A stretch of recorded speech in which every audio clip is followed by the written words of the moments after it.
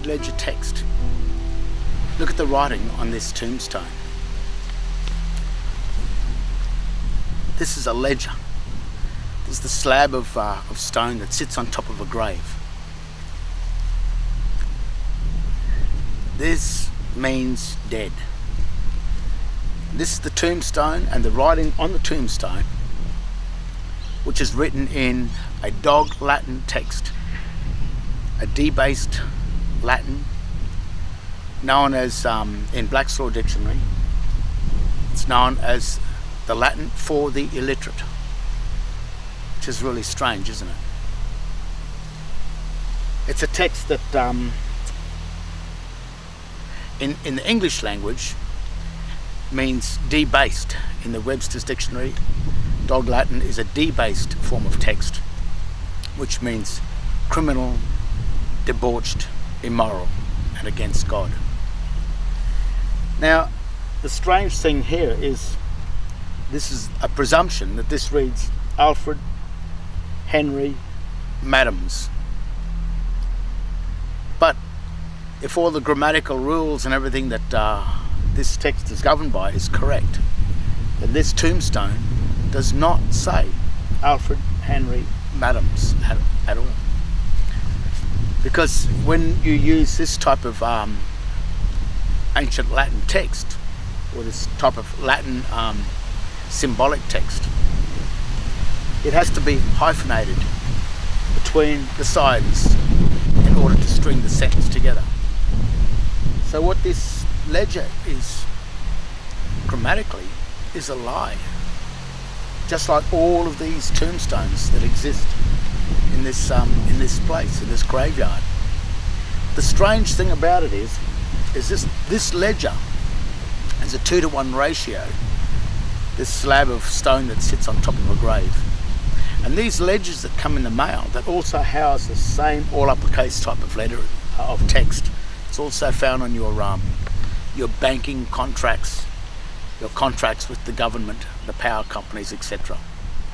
That ledger text that's found on the tombstones is also found in these ledgers that come in the mail, that are also a 2-to-1 ratio, exactly the same as the ledger that sits on top of a tomb.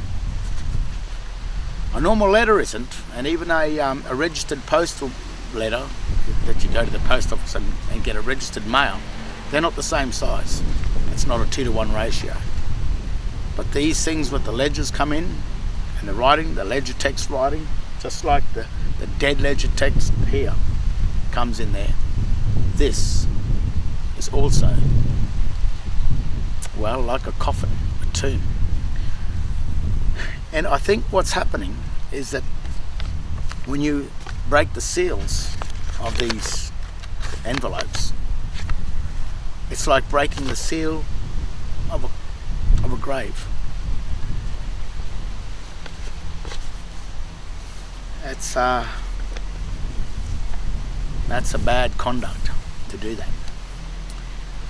This ledger text is also an engraved image, because the people that make these tombstones are engravers, and God warned not to go near this text here. So it just goes to show,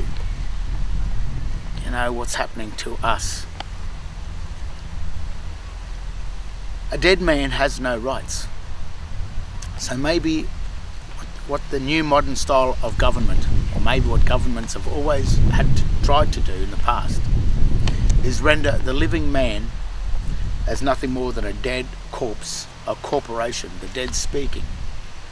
And by conferring its dead accounts to man, it deceives us by this grammatical deception with these texts, that we assume we can read as English, and we spend our whole life reading this text here, when in fact it's not English.